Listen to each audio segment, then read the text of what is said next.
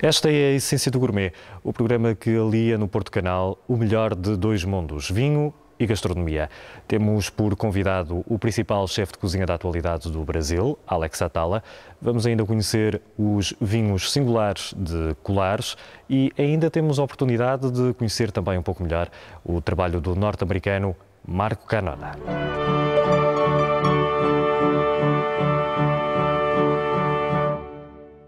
Alex, quando há pouco o apresentei como sendo a referência maior da gastronomia brasileira, não estava a exagerar.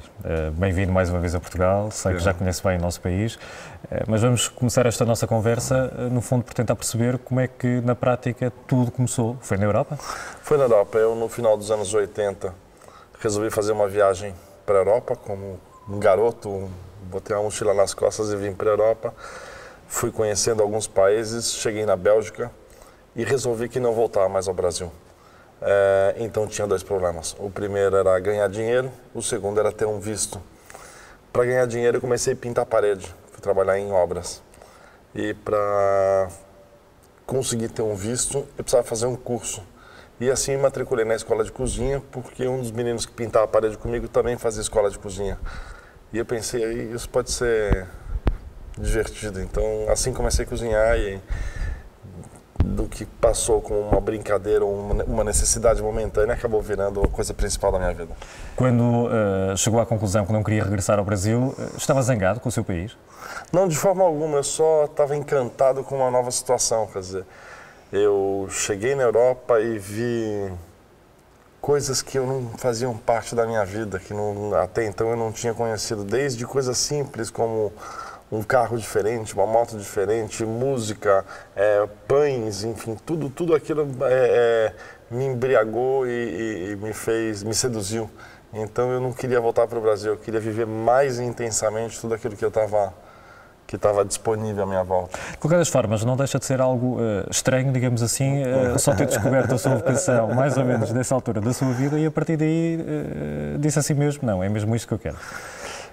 As coisas na vida não são assim, um dia você está de um jeito, no dia seguinte você está de outro. Foi um passo evolutivo, né? Então, o aprendizado de cozinheiro foi um processo longo, eu vou dizer que pelo menos uns 4 anos, que eu fui trabalhando em cozinha muito mais porque eu precisava ganhar dinheiro do que propriamente porque eu já tinha uma paixão enorme e elas já tinham tomado conta de mim.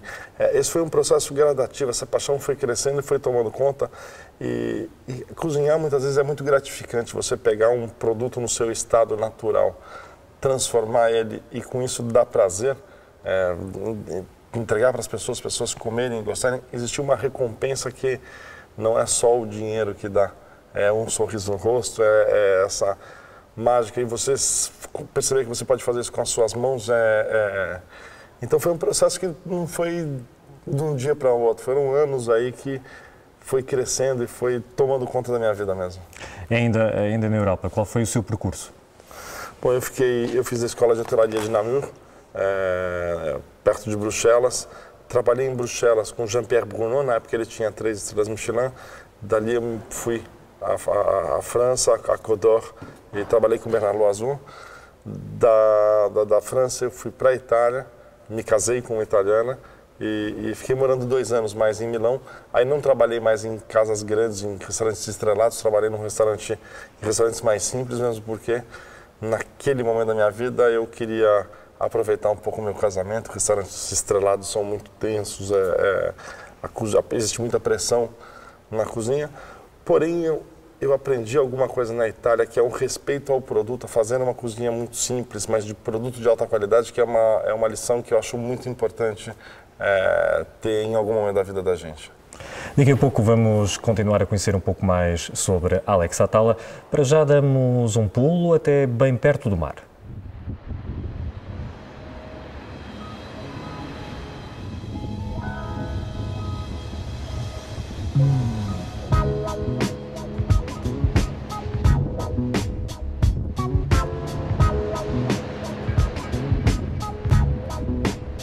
Estamos a escassos metros do mar e estas praias são agora mais famosas por quem gosta de ir a banhos ou, para os mais radicais, enquanto spot privilegiado para surf. Mas, mais acima, existe um autêntico património. Nesta areia, exatamente igual à das dunas, teimam em resistir às vinhas de Colares. São únicas. Terão sido plantadas pelos romanos e há documentos que comprovam a sua existência desde a fundação da nacionalidade portuguesa. Geralmente entre 4 metros de profundidade e meio metro de profundidade, tanto depende um pouco do local. É uma areia solta, uma areia de duna de praia, sendo que existe uma camada argilosa, tanto no fundo desses 4 metros ou meio metro, depende um bocadinho do local, mas temos uma camada, uma argila, que é onde se faz a retenção dos nutrientes e da umidade. E, portanto, na prática a planta não está implantada, as suas raízes não estão no solo arenoso, estão nessa camada argilosa onde vai buscar os nutrientes e a água necessária ao seu ciclo vegetativo. Deitadas sobre a areia para escapar aos ventos e tentar uma maturação das uvas mais harmoniosa, estas vinhas estão ainda protegidas por artesanais abrigos de cana seca. É uma videira tanto que espelha bem como é que se faz aqui a viticultura, uma videira que está sobre o chão. É uma videira, nós olhamos para ali e vemos uma grande área de braços, não é? Os braços que se prolongam por muitos metros, mas isto tudo é um pé, portanto é uma videira única, portanto, temos aqui só uma videira. E uma videira mais do que centenária, portanto é uma videira já muito antiga, que mantém um vigor bastante elevado. Esta videira produz muitíssima uva e portanto é interessante ver como é que a forma como é que a videira se desenvolve, vai-se propagando ao longo da areia. Isto porque nós usamos uma forma de podar, uma poda à vara longa, porque a casta ramisco frutifica na ponta das varas e, portanto, tudo isto implica que a planta vá crescendo sobre esta forma, parecendo quase um aranhiço, digamos assim, e realmente é um autêntico monumento vivo. Videiras como esta escaparam à terrível praga da filoxera, que dizimou hectares e hectares de vinha no século XIX em toda a Europa. Agora, à beira-mar, enfrentam outros perigos, a construção imobiliária e a escassez de viticultores. O grande problema em Colares passa pelo decréscimo acentuado da área de vinha que ocorreu nos anos 60 e 70 e que levou à perda de uma enorme área de vinha de areia, desta vinha tradicional onde nós estamos. Hoje em dia nós conseguimos estancar essa perda de terrenos e nós já há cerca de 7 anos que temos uma área estável a produzir vinho de Colares, sendo que é apenas uma percentagem ínfima do que era produzido antigamente, mas o que eu antevejo no futuro é a necessidade de agarrar a área de vinha e de plantar novas vinhas. Nós temos 2 ou 3 novos viticultores que estão a entrar agora, portanto uma vinha será realizada no próximo ano, plantada no próximo ano, e temos um ligeiro acréscimo na área, mas isso não chega, portanto é necessário que alguém tenha capacidade para olhar para a vinha de Colares como um património não só vitícola ou um património inserido na economia vitícola, mas sim como um património verdadeiramente cultural. E para compreender melhor este património, da próxima vez que for a banhos na área de Colares, para os lados de Sintra, faça uma paragem junto de uma destas vinhas. E nesta Essência do Gourmet retomamos a conversa com o nosso convidado principal, o chefe de cozinha brasileiro, Alex Atala. Alex, depois desse início na Europa, deu-se o regresso ao Brasil. Sim, no ano de 94 eu voltei ao Brasil. Fiquei alguns anos trabalhando como chefe de cozinha de outros restaurantes. Foi exatamente nessa época que eu conheci o Vitor Sobral, que veio ao Brasil fazer um jantar, e assim nós nos conhecemos, éramos garotos na época. Fiquei durante alguns anos trabalhando como cozinheiro e no ano de 99 eu resolvi fazer o meu restaurante, que é o Dom. O Dom cujas siglas têm um significado também muito engraçado. Tem uma história divertida. Dom é a abreviação de Deus, ótimo e máximo. Ótimo na sabedoria e máximo na bondade. É uma expressão, uma máxima beneditina, dos padres beneditinos. E durante essa viagem minha à Europa eu descobri que o sentido da palavra dom e que tinha uma grande ligação gastronômica. Os mosteiros beneditinos na Idade Média abriam as portas para os viajantes. E dessa forma se celebrizaram receitas beneditinas, como os ovos beneditinos, os biscoitos beneditinos, o licor chartreuse, o licor beneditine. O champanhe Dom Perignon foi escrito pelo padre beneditino Perignon. que escreveu a méthode champenoise. Então, tudo isso me gerou muito fascínio por essa sigla e aí, assim eu fiz o Dom. O Dom, que também não é exagero dizermos, é um dos restaurantes mais conhecidos do Brasil, em particular da Grande São Paulo. Como é que é o seu restaurante? Essencialmente simples. Ele é um restaurante. A minha maior preocupação é que quem vá ao Dom saia com uma experiência única. Então nós damos muito ingredientes brasileiros, feitos com muita técnica, feitos com muito cuidado, mas que a experiência seja unicamente brasileira, para não dizer praticamente do Dom. Essa é a primeira ideia que nós temos para o restaurante. Daí vamos seguindo um serviço muito atento, um ambiente com um certo luxo, mas com uma certa descontração. Essa descontração é uma característica brasileira, vamos dizer assim. Então, daí a gente vai estendendo ou desdobrando esse conceito para toda a experiência de comer. O Dom eu reformei agora, em mês de fevereiro, a gente acabou de fazer uma grande reforma. Então ele ficou um pouquinho mais sério, ele era um pouquinho mais casual, agora ele ficou um pouquinho mais sério, mas está no momento, acho que talvez na maturidade do restaurante. E quem é o público do Dom? São Paulo é uma cidade de turismo de negócios, então grande parte da nossa clientela é, sem dúvida, pessoas que vão a São Paulo fazer negócios, estrangeiros de modo geral, e obviamente uma grande parcela de brasileiros.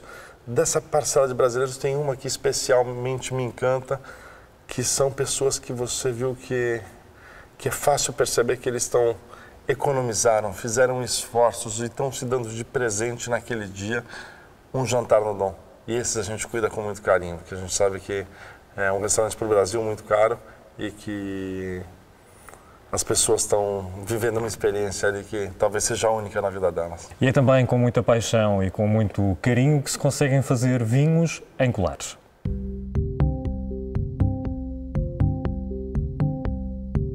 Os vinhos de colares ganharam fama não só por estarem plantados em solos de areia, mas também porque Eça de Queiroz não se cansou de os referir em diferentes obras.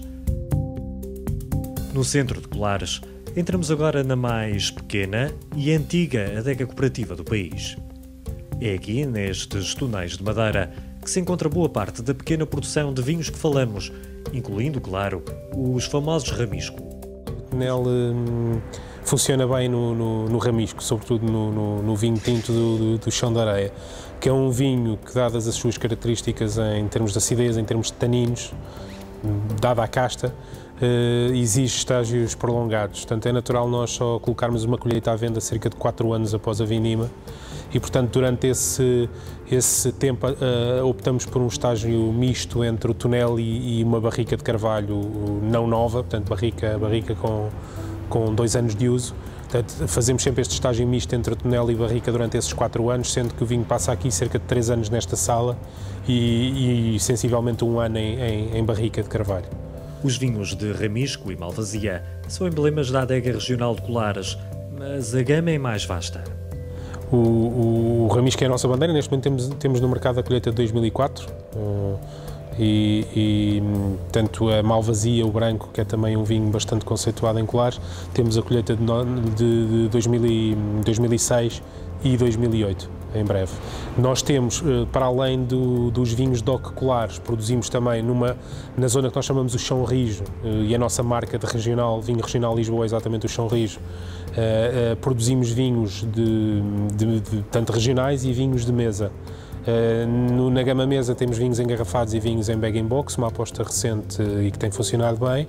Na gama regional temos essa marca Chão Rijo, onde comercializamos, vá lá, por assim dizer, o melhor vinho, selecionamos as melhores uvas dessa sub-região de Chão Rijo para fazer esse vinho regional Lisboa. E tudo o que aqui mostramos pode ser visitado. Nós temos essas visitas, geralmente fazemos essas visitas por marcação, vá lá o chamado, nós chamamos o casal de turistas, portanto uma pequena família poderá através de uma marcação visitar as adegas com acompanhamento técnico, eventualmente as vinhas se quiserem, e fazermos uma prova de vinho informal, às vezes de um vinho de barrica ou de um vinho em estágio que as pessoas acham sempre particularmente piada. Além destas visitas, também podem ser recebidos grupos e eventos.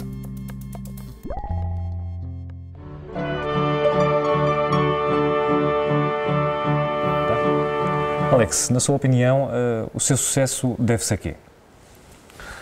Acho que a persistência, originalidade, porque nós somos os primeiros a fazerem. O Brasil tinha uma cena muito boa gastronômica, mas muito francesa e italiana. Nós conseguimos mudar esse paradigma. Nós somos o primeiro restaurante de brasileiros, feito por brasileiros, com comida brasileira, a ser notado pela mídia brasileira e depois ganhar um pouquinho mais de repercussão internacional. Eu acho que vem muito de tentar propor aos nossos clientes que comecem a nossa cultura, que era divertido estar no Brasil e comer Brasil. Então eu acho que parte desse sucesso que o Dom consegue é por essa experiência única, por não ser parecido com nada e conseguir um bom resultado. De alguma forma, o Alex e o seu restaurante conseguiram trazer uma nova identidade para a cozinha brasileira? Nós estamos tentando ainda, né? O Brasil hoje passa por mudança. É cedo para falar está feito. Estamos em processo. Hoje o que a gente fica muito feliz é que vários cozinheiros, alguns jovens, outros não, alguns modernos, outros não, começaram a olhar o Brasil e os sabores brasileiros de uma outra maneira. E eu acho isso incrível. Se no Brasil a música tem uma representatividade muito forte e a música é muito diversa nos seus ritmos, nas suas composições, eu espero que a cozinha assim seja. Modernos ou clássicos, jovens ou antigos, têm que conviver em harmonia e isso vai fazer com que o Brasil melhore cada vez. E na sua opinião, quais foram os motivos também que levaram a que nos últimos anos São Paulo, a grande São Paulo, tivesse dado um salto enorme, sendo já considerada uma das grandes capitais da gastronomia de todo o mundo? Bom, a gente não pode deixar de falar do momento econômico-político brasileiro. Isso com certeza traz mais força para São Paulo, é uma cidade com um vigor econômico muito grande, mas diversidade, ou seja, São Paulo é uma cidade que você tem restaurantes de quase todas as etnias e de boa qualidade, então isso acho que também traz uma característica única à cidade, mas mais que tudo, público. Assim, pessoas que vão comer, que gostam de comer, que são de vários lugares, quer dizer, essa coisa do turismo gastronômico faz parte hoje da realidade de São Paulo e tudo isso cria um movimento para a hotelaria, para a restauração e principalmente para a restauração de alto nível muito favorável. Ora, se São Paulo é na atualidade uma das grandes capitais mundiais da gastronomia, o que dizer de Nova Iorque, onde Marco Canora tem um restaurante?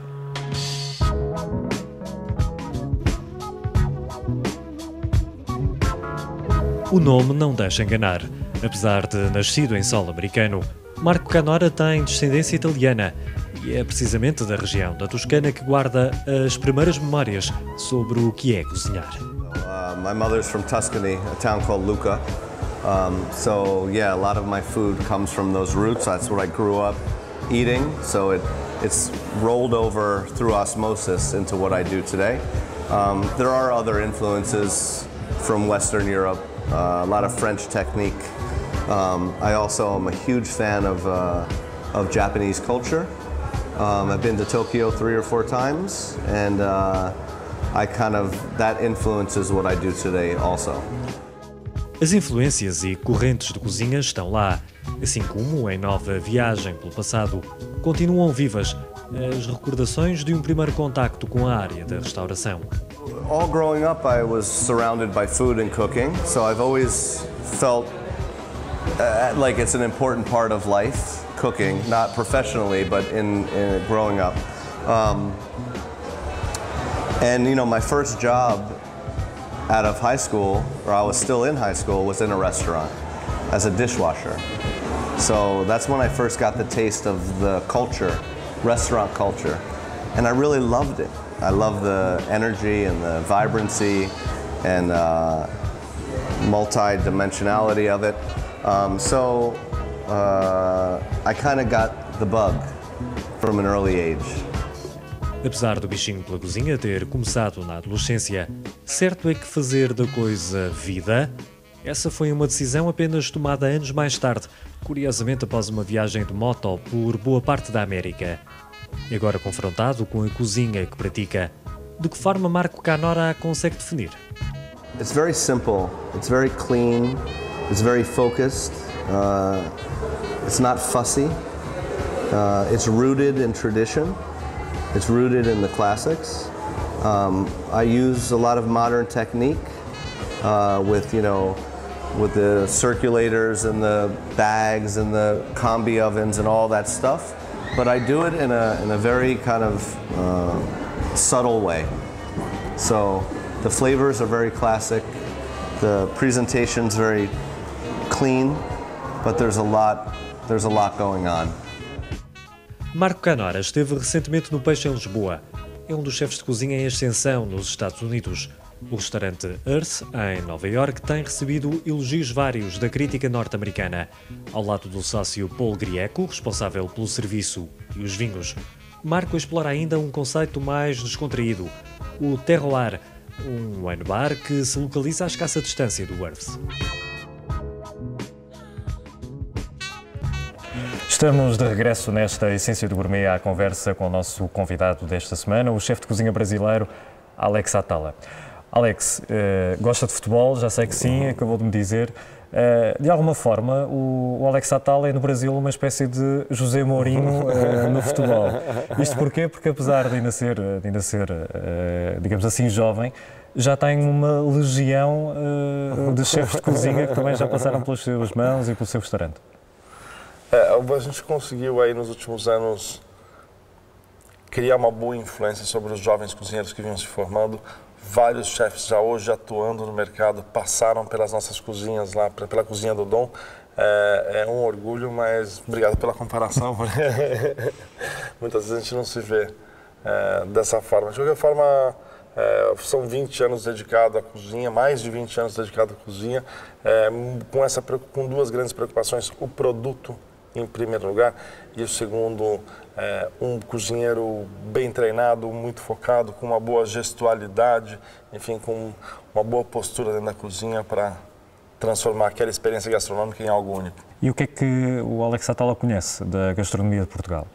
Bastante. Eu sou um apaixonado por Portugal, né? Eu tenho muito carinho por essa cozinha tradicional, pelos ingredientes, pela doçaria portuguesa. É algo que a gente no Brasil sempre fala com muito carinho, e eu particularmente gosto muito, principalmente dos doces à base de ovos. Agora eu tenho os últimos 10 anos em Portugal, para dizer, talvez até os últimos 5 anos em Portugal, os jovens chefes portugueses têm feito um trabalho admirável, né? Reposicionar a cozinha portuguesa, não só dentro de Portugal, mas fora de Portugal, é alguma coisa realmente louvável, e acho que é uma grande inspiração para mim e para muitos brasileiros. O Alex Atala, fora do seu restaurante, quem é? O que é que gosta de fazer nos tempos livres, por exemplo? Eu tento ser um bom pai, eu tenho 3 filhos e eles são a razão da minha vida, mas eu gosto muito de caçar e de pescar. Então, eu tenho uma dualidade dentro de mim, porque no final, quando eu consigo algum momento para mim, eu quero ficar sem ninguém em volta e muito perto da natureza. E quer, no fundo, caçar ou pescar alguma coisa para depois levar para a sua casa ou para o restaurante? Para a minha casa. Alex, foi um prazer. Um prazer. Até breve.